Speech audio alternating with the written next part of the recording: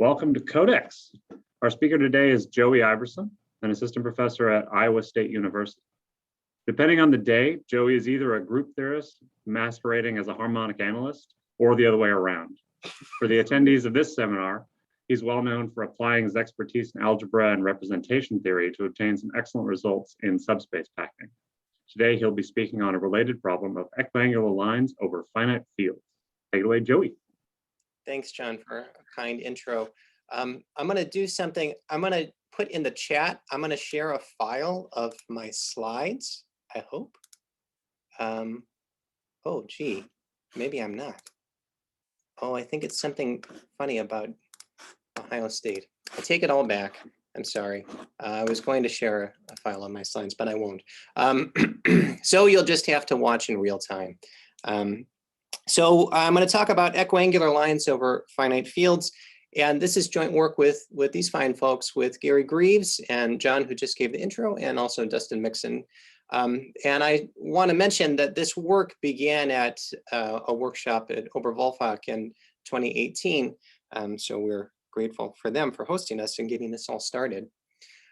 So here's just a brief outline. The first part, I'm going to just give some context and talk about the basic theory of equiangular lines in the real and complex case, just for background. And then I'm going to move into sort of a model that we created for this in finite fields. And I'll talk about two different versions. The first is equiangular lines in orthogonal geometry, which is kind of like a finite model of the real case.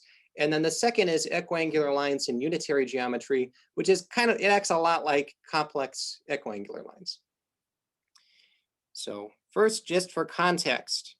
So this is a problem that I like to play around with. This is a problem of line packing. And you imagine that you're given a fixed number n lines. And by line here, I just mean a one-dimensional subspace in a fixed dimension, either a real or complex. And your job is to arrange these lines so that you don't have any sharp angles.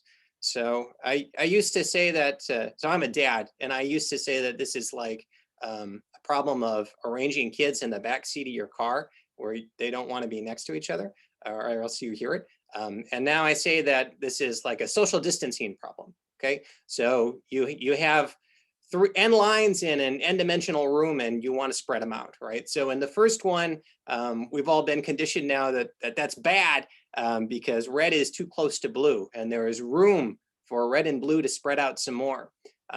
So you wiggle it around a little bit, and then on the right, you have something that looks much better. And, you know, I wish I could make it better, but I just can't, you know, and there just isn't room to make wider angles between all the lines. Okay, so that's the geometric problem. But I'm personally not so hot at geometry. I'm much better at linear algebra. So I'd like to turn this into a linear algebra problem.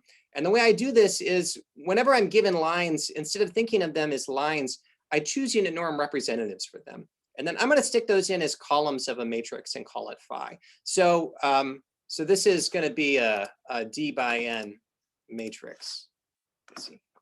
And now I want to understand my geometry in terms of linear algebra. And so I'll think about inner products instead, right? So over here, I have a little picture that we probably all remember from, you know, a long time ago, that for unit norm vectors, the angle, the cosine of the angle is the absolute value of the inner product. And remember that I don't want to see sharp angles, right? I'll be unhappy if I have sharp angles. And that would be like the sharpest angle would be 0, right? And cosine of 0 is 1. So that means I don't want to see big inner products. I'd be happy if I had small inner products, right? That'd be like pi over 2, which has cosine 0.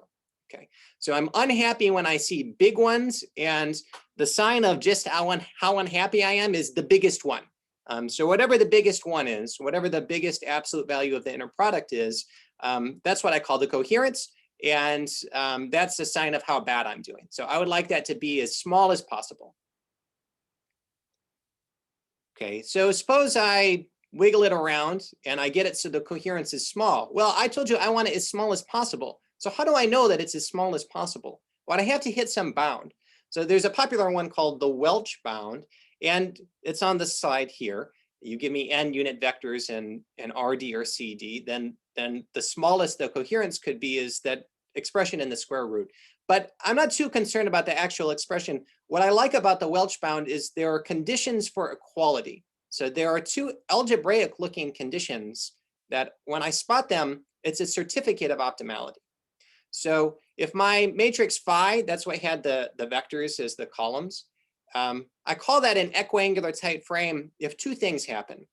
The first is that the lines are equiangular. So this means that the absolute value of the inner product is constant, no matter what two columns I pick. And the second is what's called a tight frame, which means that phi times phi star is a constant times the identity. So this is more of a spectral condition, and it's telling you something. It's telling you about the singular values of phi, or I guess really it's adjoint. And whenever I spot those two things, I know that I hit equality in the Welch bound, and I know for sure already that that's an optimal line packing. Now, let me just spill the beans about what's coming later in the talk. I told you this part is just for context. Later in the talk, we're going to emulate this kind of object in a finite field, and I won't have a notion of coherence or inequalities at all, but I will still be able to talk about these algebraic conditions. So I'll have versions of these conditions that I'm going to ask for that kind of object in over a finite field. So that's what's coming. First, I have for you a short proof of the Welch bound, because it's pretty short and it's kind of slick. So it turns out that the constant here, if you take a trace and cycle it, the constant has to be n over d. So that's what motivates me to look at the Frobenius distance between phi star and n over d times the identity. So if you open that Frobenius distance squared up as an inner product involving traces and you cycle the traces appropriately, then it doesn't take too long to rearrange it and get it so it's exactly what's on the second line. Now, in that second line, you see I'm summing over all j from 1 to n. I'm going to split that up, and I'll think about the part where I is equal to j and the part where I is different from j. The part where I is different from j, this inner product squared is bounded above by the coherence. That's the definition of the coherence. So I can just put mu squared there, and there are n squared minus n of those.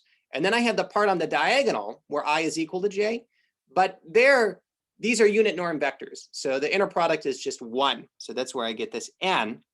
So overall, I see 0 is less than or equal to this expression. And if you rearrange that and take a square root, that's how you get the Welch bound above. And you can see when equality holds here, right? I'd have to have equality both spots. I introduced a potential for error. So the first spot, that's how I know I would have to be equal to n over d times the identity. And the second spot, well, what kind of error could I possibly get there? All I did here was I said all of the off diagonal terms are less than or equal to mu. So equality holds if and only if they're all equal to mu. That's the equiangular condition. Okay, so I love these two conditions, and I'm eventually going to emulate these in finite fields. Equiangular tight frame, or ETF, I'll say. Okay, here's some examples. A real 2 by 3. So whenever I say like 2 by 3, the first number is the dimension, and the second is the number. And I'm thinking about like a short fat matrix, that one I was talking about before, where I'd take unit norm vectors and make them the columns. So there's a classic real 2 by 3. Here's a real 3 by 6. This is a regular icosahedron, and you connect the antipodal vertices with lines, and it turns out that's equiangular. It turns out that's well, when you take unit norm vectors, that's an equiangular tight frame. And then the one on the bottom I included just for my friend Emily King, because that's her favorite ETF. That's a complex 3 by 9. And here it's like, I can't draw you a picture of it. It's a matrix. And the flavor of this eventually, thanks Emily for, she put a little hard. The flavor of this, when you play with it a while, is you're messing around with matrices a lot. Okay, so here's a little question. How many equiangular lines could you possibly have? So there's a bound due to Gerzon. Michael Gerzon was an audio guy, really, but he also played around with abstract harmonic analysis and linear algebra. And this is due to him, although he didn't publish it. It appears first in Lemons and Seidel from 1973. But it says if you have n equiangular lines in d dimensions, then the most you could possibly have is d plus 1 choose 2 in the real case, or d squared in the complex case. Now, I want to rephrase that slightly. You could not have more than that.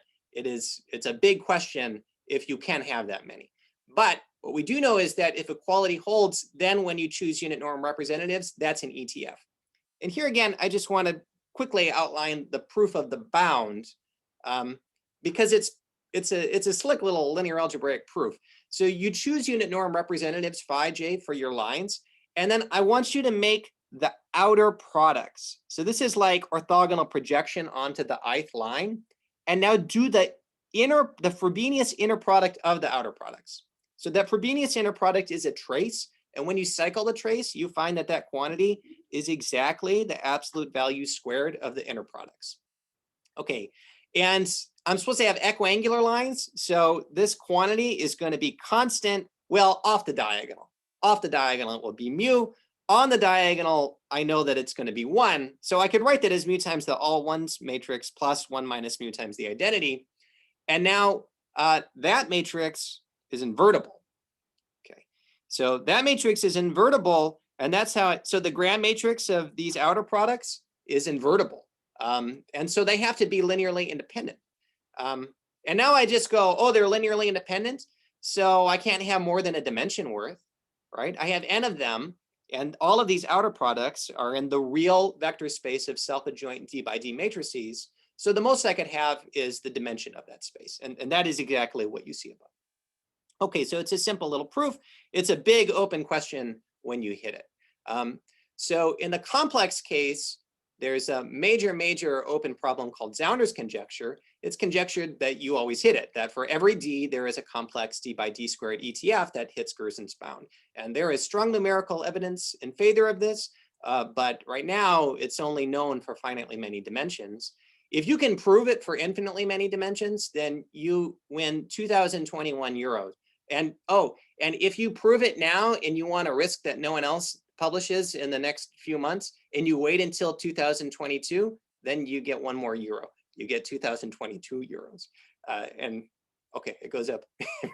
Personally, I would just publish. Okay, the examples. So this sounds like, just look at them. Just look at them and figure it out, right? Like if you haven't tried that, then that sounds nice. But the examples, the best word I have is arcane. They're obscene. They're expressed in terms of radicals, which is very nice. But if you actually look at how long the expression, it's just like all these nested radicals and pages and pages, just for like a small example. So it's a good thing. Like if you're interested in going crazy about a problem, then this is a good candidate for you. Now in the real case, it's kind of the opposite. So in the complex case, it's conjectured you always hit Gerzon's bound. In the real case, it seems like almost never. So I don't know who to attribute this to. This is kind of a full conjecture, I would say. I heard this recently attributed to Neil Gillespie, but Neil Gillespie was in the audience. So he kind of went, I don't know. So, but he had definitely has some good work, partial results in this. But in the real case, it seems like there's a real d by d plus 1 choose 2 ETF, if and only if d is one of those 4 values. So those 4 values we know examples, and it seems like maybe that's it. Okay. So that's the background. And I'm not going to solve either one of those problems. I hope that one of you does, or somebody else. But what we thought to do was we wanted to play with the problem a little bit. You know, if you have a hard problem, I tell my students, then try varying your problem a little bit. And so we tried thinking about versions of this problem in finite fields, which as far as we know had never been done before. And I'll talk, like I said, about what we did in orthogonal geometry, which is kind of like a finite Euclidean space, and what we did in unitary geometry, which is kind of like a finite complex space. And I'll tell you what's coming in this talk. First, I'll give you some definitions and some examples over finite fields. I'll tell you about some ways that the finite field case interacts with the real and complex cases. And I'll tell you about some connections with algebraic combinatorics. And then this is why you should stick around. I'm going to tell you that in finite fields, sorry, I really should have that caveat. In finite fields, there is a Gerzon bound, and we obtain equality in the Gerzon bound in infinitely many dimensions in both the real and the complex case, in both the orthogonal case and the unitary case. Okay, so let me tell you about orthogonal geometry. So here's what orthogonal geometry means. Throughout this section, I'm going to fix an odd prime power. And this is what an orthogonal geometry is. It's given by a form, a bilinear form on FQ to the D. And I have some axioms for it. So the first is that it's symmetric. The second is that it's linear in the second spot. And then when I combine that with the first one, I know it's also linear in the first spot. So it's bilinear. And then the third thing that I ask is called non-degeneracy. And it just says that the only vector that is orthogonal to everything is 0. So some examples of this, well, you could just use the dot product. You could use, FQ to the D, that's column vectors. So I could just do the dot product of column vectors. And that satisfies all the axioms. That's a good one to think about. Or I could choose some invertible symmetric matrix M, and then I could stick that in the middle of my dot product. So I could do X transpose M times Y. And that would be a perfectly good example. And actually, that's all of the examples. So if my enemy gives me any form like this, then I can recreate for you a matrix M so that it's like the second bullet. And the matrix M is just going to be, you take the standard basis vectors and you look at you evaluate the form between them. Okay. So here's the first kind of weird thing that happens in finite fields, is that there are actually two different kinds of orthogonal geometry, right? And in real Euclidean space, it's a theorem I teach my undergrad linear algebra students, that there's just one inner product. But over finite fields, there are two different ones. So here's the notation to explain this. So I have an orthogonal geometry, and I'm going to write M for that matrix. Okay, and I'll write FQ cross, that's the multiplicative group of units in my field, and I'll write cross 2 for the subgroup of perfect squares, or the quadratic residues, and I'm not including 0. And it turns out that up to isomorphism, there are exactly two kinds of orthogonal geometry. There's one where that Gram matrix M, its determinant is a square, is a quadratic residue. For instance, the dot product, there M is the identity. And then there's another one where the determinant is not a square, is not a quadratic residue. And let me just briefly explain to you why being a square or not a square should be an invariant.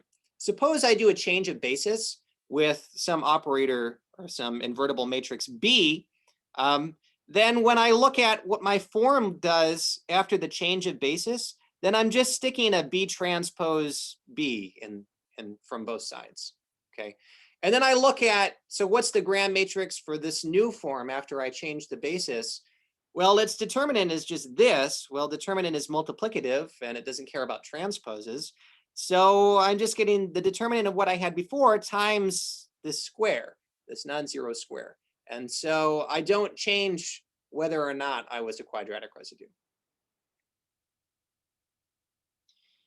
Okay, so whatever, there are two kinds, but just fix one, okay? Fix one, and now I'm going to introduce some definitions for frame theory. So I'll have three parameters, A, B, and C, and I put column vectors in a matrix just like before, and that's a D by N matrix now. And I'll say that's a frame if the range is everything, if the columns span. And now there are a lot of frame theorists in the audience who are maybe wincing right now, because typically, okay, so that's equivalent for finite real and complex frames just to span. But typically, if you say the word frame, you want to talk about frame constants or like singular values somehow, and I just don't have that available to me. So I can't just talk about frame constants or frame bounds, but I can talk about type frames. So I'll say it's a C-type frame if, first of all, the columns span, if the image is everything. And secondly, if this operator right here, where I make a linear combination involving the coefficients are like analyzing with the frame vectors, if that's a constant multiple of the identity, namely C. Now, in the real and complex case, you don't have to impose this extra condition, because C can never be 0 and it comes for free. But for us, we'll see that C can be 0. And so I'll have to impose this condition. And I'll say it's an AB equiangular system if for any two column vectors, well, first of all, every one has sort of norm squared equal to A. And any two, if I take the absolute, or sorry, if I do the inner product and then I square it, that's equal to B. And this square here is supposed to be kind of like an absolute value. Okay. And finally, I'll say it's an ABC equiangular tight frame, or ETF, if all of this holds. If it's a tight frame, so in particular the columns span, and secondly, the columns are equiangular. Okay, now those definitions look a lot like the real case, and you may start to feel like, well, are you just going to basically emulate everything I know over RD? But there are weird differences that I really want to point out. So here are some examples of funny things that happen, where here P is equal to 3 and my orthogonal geometry is just given by a dot product. So the first funny thing, if you've never played around with geometry in finite fields, is that non-zero vectors can have sort of norm equal to 0. This is called isotropy. And here's a really simple example. If I just do the all ones vector in 3 dimensions, well, in characteristic 3, the dot product is 3, which is 0. So there's a non-zero vector with norm 0. It's not a rare thing. It's quite common. The second thing, and I mentioned this earlier, tight frames can have constant 0. So here, if I just do a 1/3 frame, again, all ones, then phi times phi transpose, again, is 0. 0 times the identity. And that's kind of a funny thing that that certainly doesn't happen over the real case. And then the third thing is more of a theoretical thing for, someone like me who mainly does harmonic analysis. Like, my bread and butter is the spectral theorem, but it turns out that fails over a finite field. In fact, it fails really badly. But here's just a quick example. You do the 3×3 all ones matrix, and when you square it, you get 0. And so its minimal polynomial is t squared, and so its only eigenvalue is 0 with algebraic multiplicity 2. And that's how I know it's not diagonalizable at all, right? If it was going to be diagonalizable, then it would have to be similar to, well, a diagonal matrix with zeros on the diagonal, but it's not the 0 matrix. So that's rough. So basically, we had to find other techniques to develop frame theory over finite fields. Okay, that's the bad stuff. Here's some kind of cool stuff. So here's an example of a 4×10 ETF, and I'll just tell you that in Euclidean 4-dimensional space, real 4-dimensional space, you cannot have 10 equiangular lines. So here's already a very small and I think quite interesting example. If you do P is equal to 3 and your orthogonal geometry, that matrix M is just a diagonal matrix with 3 minus signs and then a plus sign, then the phi that I wrote right there, that is an ETF. It's an ETF with parameters A, B, C are 0, 1, 0. And I color-coded this to help remind you what the parameters mean.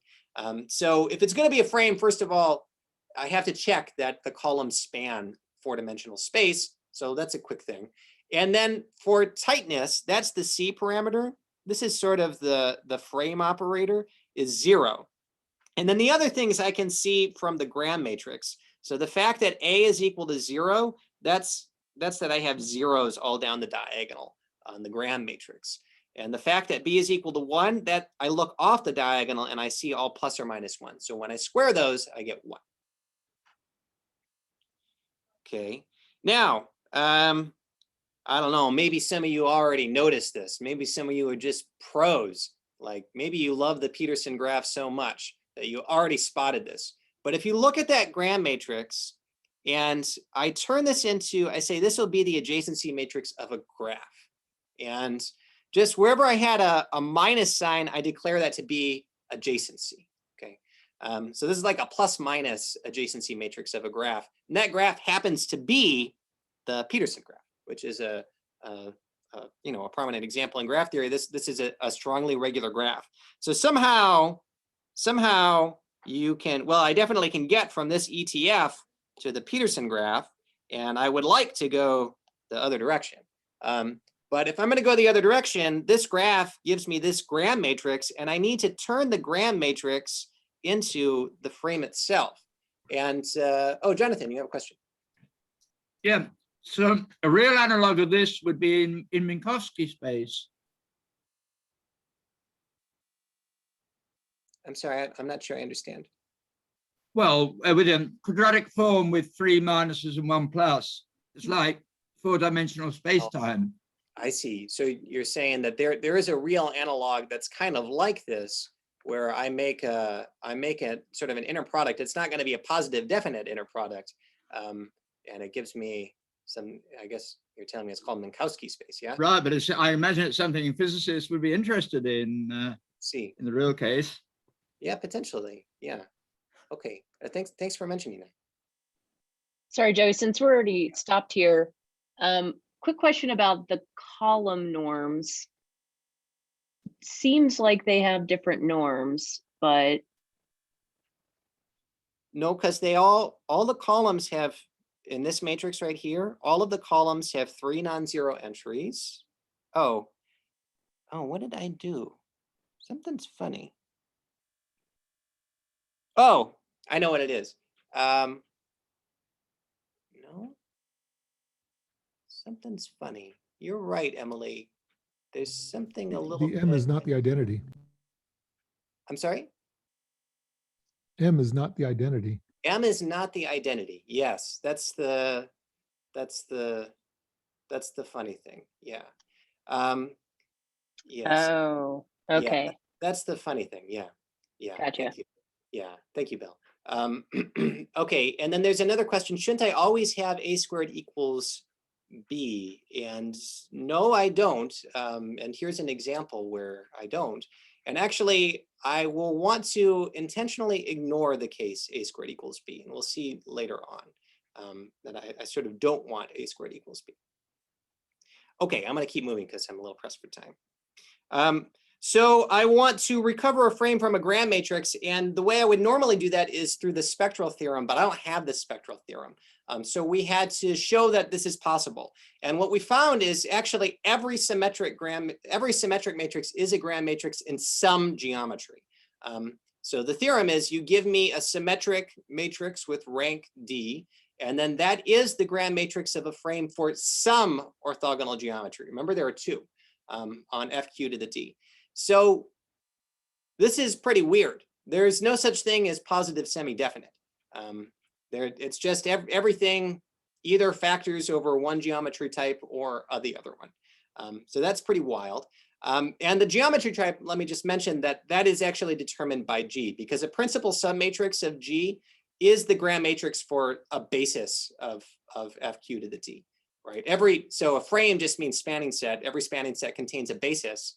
And so you find the principal submatrix that corresponds to that basis. And that is a gram matrix for your orthogonal geometry. So you take its determinant and then you can tell the type. Okay, but now I can just look at gram matrices and I can just find ETFs by staring at the gram matrix. So if you give me a symmetric matrix with rank D, then that's the gram matrix of an ABC ETF in an orthogonal geometry on FQ to the D, if and only if 3 things. The first thing is that on the diagonal, it's equal to A everywhere. Off the diagonal, when I square, I always get B. And the third thing is that when I square it, I want to get C times itself. So here I could just start with that matrix, observe that when I square it, I get 0 times G, and then I know I can recover this 4x10 ETF that I was talking about before. Okay, so I want to tell you that there's a lot of overlap with the real case. So remember that Q is P to the K. This is an odd prime power.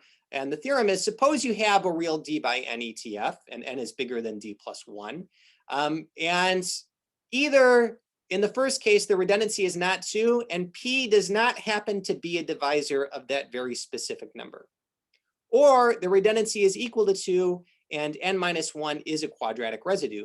Then there is a D by N ETF in a finite field. Okay, so as long as I don't happen to fall in these particular cracks, then I can project from a real D by N ETF down to a finite field. And the proof just uses the gram matrix, or rather the signature matrix, the the pattern of plus or minuses in the gram matrix. You can go the other way too. So sometimes. So if you have a D by N ETF in a finite field, in orthogonal geometry, and P is big relative to N, then there is a real D by N ETF. So maybe if you look at this slide and you sort of cover up the hypotheses, then you go, oh, the theory looks the same. And I grant you that some of these hypotheses are narrow, maybe not this one so much, but I'm going to tell you there's weird stuff in the cracks. Like we already saw 4 by 10, which is pretty weird. Okay, so overall, but now I can use some classical ways to make real equiangular lines in finite fields. So kind of the main classical way to make a real ETF involves a strongly regular graph. And this is a kind of graph that is, I will define it to be not edgeless, so it has some edges. It's not the complete graph, and it has a few properties. So first of all, each vertex has exactly k neighbors. So like in this picture, that vertex has 1, 2, 3. So k is equal to 3 in this picture. The second thing is that if I pick any 2 adjacent vertices, like maybe these ones, they have exactly lambda common neighbors. So here, those 2 have no common neighbors, but that's true for any 2. So here lambda is 0. And the second is that if you pick any non-adjacent vertices, so I don't know, maybe that one and that one, then they have exactly mu common neighbors. So here, there's exactly 1. In this picture, mu is equal to 1. And when I have V vertices, I'll say this is a VK lambda mu SRG. This is pretty standard. And I mean, this is standard notation. Is all I mean. Okay, and I'll give you a little bit more notation. I'm going to write A for the 0, 1 adjacency matrix, like this, where I just put a 1 when I have adjacency between vertices. And I'm going to write sigma for the Seidel adjacency matrix. That's where off the diagonal, it's either plus or minus, and minus indicates adjacency. And then I'm going to have these symbols around. I'll denote the spectrum of A like this. So K is going to be an eigenvalue with multiplicity at least 1. And then I'll have 2 other eigenvalues, 1 positive, 1 negative. I call them R and S. And the multiplicities I call F and G.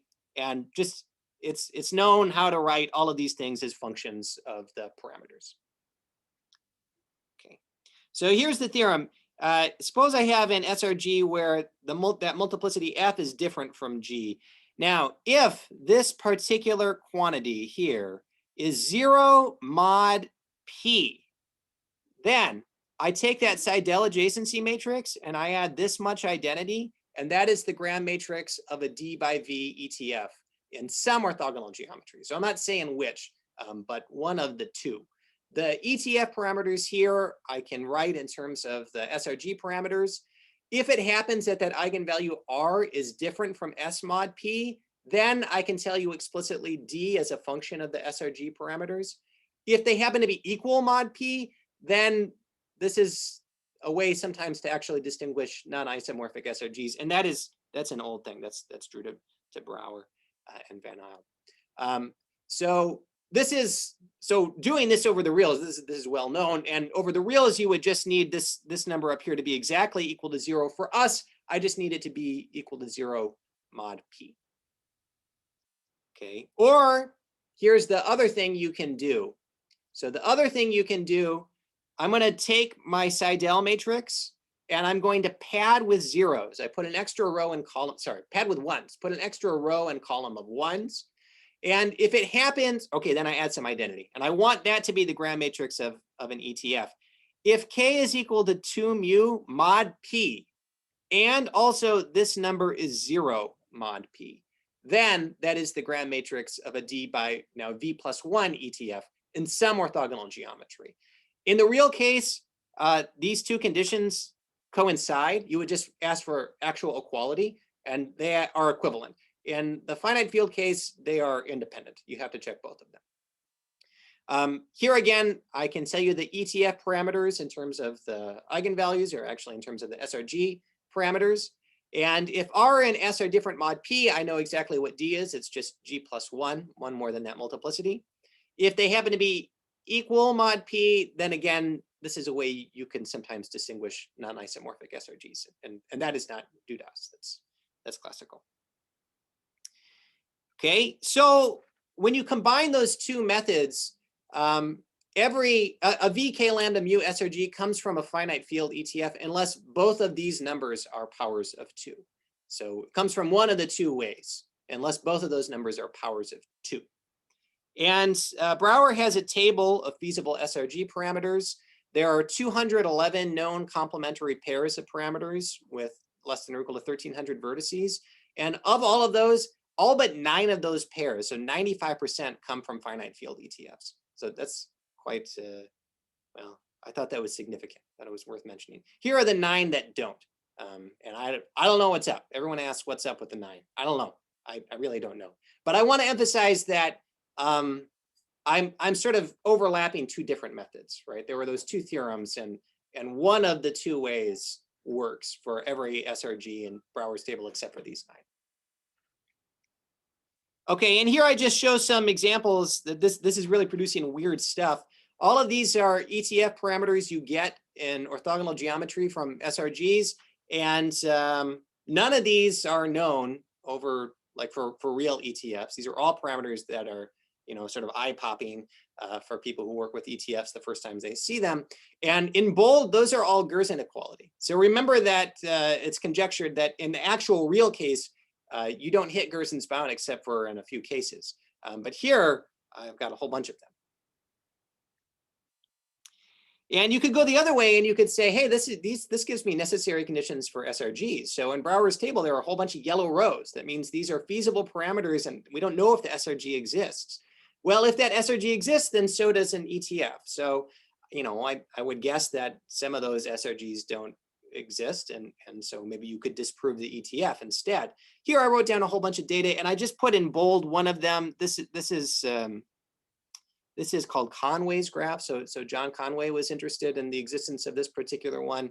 And I just mentioned, you know, that here's another necessary condition for the existence of that graph. So, and if you could find such an ETF, then, you know, maybe that would also give you Conway's graph. I don't know. Okay, so here's an open problem, the relative bound in a finite field. So I give you an orthogonal geometry, one of the 2 on FQ to the D, and I give you A and B. I give you A and B, and I want you to find an upper bound for the size of an AB equiangular system. So it's well known how to do this in the real case. I don't know how to do it over finite fields. I would really like to see someone do it. If you can do this and you can do it really well, then you may disprove some SRG existence. This is just speculative, but I'm intrigued by that possibility personally. So for instance, is there a 2-1 equiangular system with 100 vectors in an orthogonal geometry on F5 to the 45? If not, then Conway's 99 graph does not exist. So that's kind of intriguing to me. Now I said, find a good bound. So actually I tried something and it gave me a bound. It was not a good bound. It was worse than this absolute bound. So if A squared is not equal to B, then I have Gerzon's bound, okay? And when equality holds, I have to have an ETF. So maybe I should rephrase the open problem to say, find a relative bound that beats the absolute bound. Because I found some, I'm not proud of it, but something I tried to find a relative bound was like way worse than Gerzon's bound. Now I have here A squared not equal to B, and I want that condition. I want that condition to avoid trivialities like having an entire totally isotropic subspace. So there A equals B equals 0, and I just have, it's a big system. It's kind of a trivial thing you can do. Or you could also fix your favorite vector that's not isotropic, and then you could add an entire totally isotropic subspace to that. And that will give you a great big equiangular system where A squared equals B. And I just want to avoid that, because that's kind of a weird case. Okay, now this is one of the things I promised, that we hit Gerzon's bound infinitely often over finite fields. So if D minus 7, the absolute value is not a power of 2, then we hit Gerzon's bound. For every D and every odd prime P that divides D minus 7, there is a D by D plus 1 choose 2 ETF with these particular parameters in an orthogonal geometry on FP to the D. And we get it from an SRG. The SRG is, it's a complement of the triangular graph. This is also, and I apologize if I'm pronouncing this incorrectly, Knesser graph. And what I do is I take its Seidel matrix and I just add some identity, and then I take that mod P. That gives me a gram matrix, which I factor, and that gives me an ETF. Okay, so now I want to talk about unitary geometry, which is sort of like complex space. And here I'm going to allow Q can be even. And I want to emulate complex space. So I'll have something like complex conjugation. And in FQ squared, so I'll always assume that my finite field, its order is a perfect square. The mapping x goes to x to the q, that's an order 2 field automorphism, kind of like complex conjugation is on C. And it fixes the subfield f cubed, kind of like complex conjugation fixes the reals and the complex numbers. So I'll have a unitary geometry, and it's this. It looks like a normal dot product in C to the D. You notice I'm conjugating in the first spot here. And it satisfies these conditions that it's conjugate symmetric, and it's linear in the second spot. It will be, as a consequence of 1, conjugate linear in the first spot, and it's non-degenerate. The only thing that's orthogonal to everything is the 0 vector. Now, there were 2 kinds of orthogonal geometry, and I just gave you the axioms. For unitary geometry, the axioms uniquely determine it up to isomorphism. So I just said, all right, I'm going to work in this particular space with this particular one. And now I can talk about frames, tight frames, equiangular systems, and equiangular tight frames, just like before. Maybe the only thing I want to point out, in an equiangular system, you want the absolute value of the inner product to be constant. And here I raise it to the q plus 1. And that's like the absolute value squared is what I'm thinking. Or, you know, it's really, I'm applying the field norm, but you think it's like absolute value squared, right? A number times its conjugate is like absolute value squared. And here's some examples. So first of all, if you have a D by N ETF in an orthogonal geometry, then I can give you one in a unitary geometry. I take its gram matrix, and I didn't mention it, but there's a factoring theorem in the unitary case as well. So you can factor your gram matrix now over the unitary geometry and get an ETF that way. Here's another weird example. This is a 6 by 27. Here Q is equal to 2, and I found that with gap. I don't know. I did a weird search and I found it. That is an ETF with those parameters. And in fact, the lines it spans, they have doubly transitive automorphism group. And that is a weird thing. The automorphism group, if I remember correctly, is PSU 3,3. And due to some work I have with Dustin Mixon, we know that there are no such complex lines that are doubly transitive with that specific automorphism group.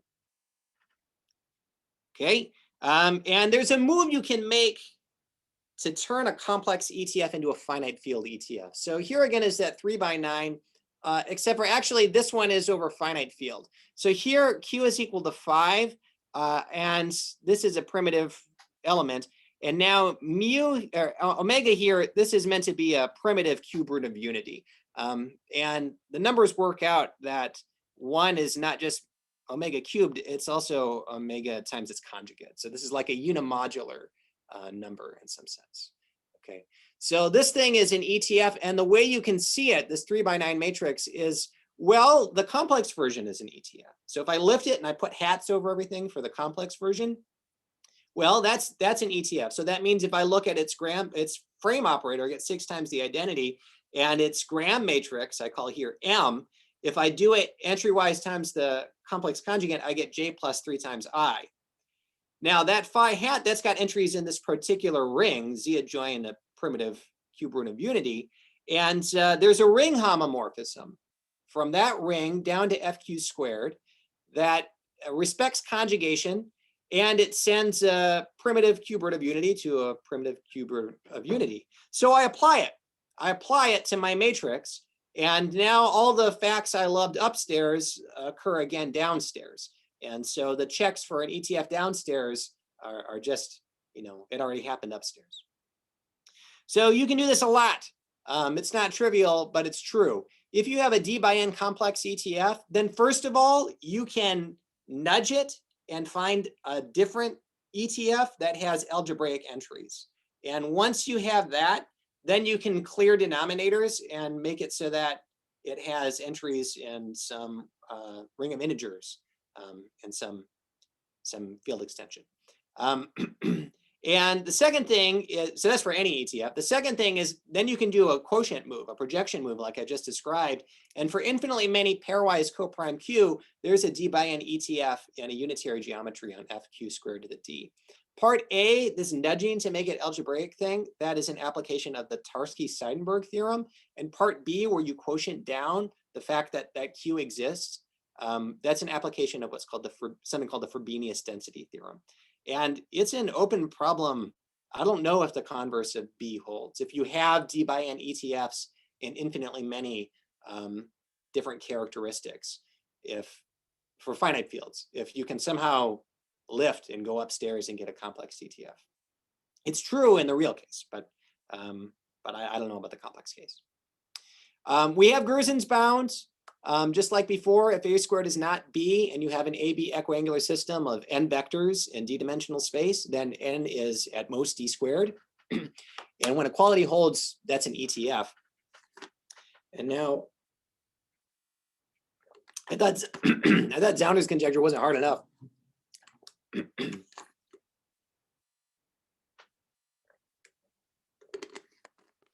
Maybe Zauner's conjecture isn't hard enough, like you're not satisfied with that challenge. Here's a bigger problem. For which pairs Q comma D is Gerzon's bound saturated? Now, if you believe Zauner's conjecture, which I think you should, and you apply our projection theorem, for every dimension D, there exists a Q. So in that sense, this is harder than Zauner to solve completely. But it's also easier. It's easier to make progress, and the proof is on the slide that's coming up, that we hit Gerzon's bound in a finite field infinitely often. Okay, so here's an example of a 4/16 that I get from time frequency shifts.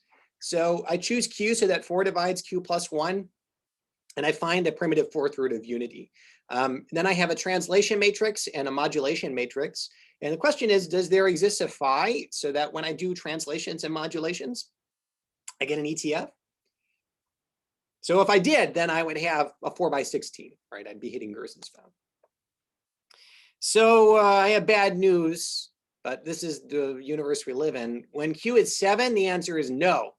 And I checked it exhaustively. There are 120,000 lines or so in F49 to the 4th. It took about 20 seconds on my iMac to find the answer is no. When Q is 31, the answer is yes. So here I did a move like in Zauner's conjecture, where there's a particular matrix and a particular complex matrix, and it's an order 3 unitary, and it's conjectured that the one eigenspace for that thing contains a vector I could spin around with translations and modulations and hit Gerzon's bound. So there's a finite field version of that in this particular case, and so I looked in all the eigenspaces, and I looked at all the 964 lines there, and I found 4 of them, and it took about 1 second. So that was kind of cool. Like, I'm always interested if I can get my computer to solve problems for me, and this is kind of an arena where, it's amenable to exhaustive search, at least when Q is sufficiently small. And you can kind of like, if you have some questions about Zauner's conjecture, you can play with a finite field model, and sometimes you can find things just by exhaustive search. So I think that's kind of wild. Now, that's one way that the answer is yes, but another way the answer is yes is from our projection theorem. So that projection that I was talking about, it respects symmetry. So if you have a D by N complex ETF with particular symmetry, like it loves translations and modulations, and maybe it also loves Zauner's matrix, then when you can project, and you will also get infinitely many finite fields with the same finite field ETFs with exactly the same symmetry. Okay, now I know I'm just about out of time, but I really want to tell you about the infinite family we got that hit Gerzon's bound. This is going to come from time frequency shifts over Z2 to the M. And that's not Z2 to the M, that's Z2 to the M. Like everything has order 2 in that group. Okay, so I'm going to fix here Q is equal to 3 and G is Z2 to the M. M has to be odd for this to work. And I'm just going to abbreviate FQ squared to the G. This consists of functions from that group into FQ squared. And that's just isomorphic to 2 to the M dimensional space. Okay. Now I'll have time frequency shifts. Okay, so if you give me two group elements, X and Y, these are things in Z2 to the M, and you give me some vector phi, this is a function from G to my field, then I can translate phi by Y, and this is just the way you would normally translate, okay? And I can modulate phi with Y, and all I do is I put out here some number. This number is either plus or minus 1, and it being plus or minus 1, it depends on what X, right? But this is a function of X, and it's either plus or minus 1, so it's a modulation. Okay, these operators are isometric isomorphisms, just like you think that they should be. Okay, and it's not too hard to prove that for any non-zero vector that you pick, if I do all the translations and modulations, that gives me a tight frame. This is not specific to this group or this characteristic, but I just didn't want to show you the big gnarly theorem. Okay, now the problem in Zauner's conjecture is how do you find phi to make that an ETF? And it's brutal, like I was saying before. And typically the examples are brutal to describe. But here we found a very nice example. If you let zeta be a primitive root in F9, then I define phi like this. This vector is almost always 1, except for its 0 coordinate is this number. Then when you do all the translations and modulations for that, you get an ETF. This ETF has size 2 to the M by that number squared. So I'm hitting Gerzon's bound. And the parameters here are 0, 1, 0. So the E, the equiangular part, that's a direct calculation. Actually, what happened was I had an idea that there should be something that looked like this.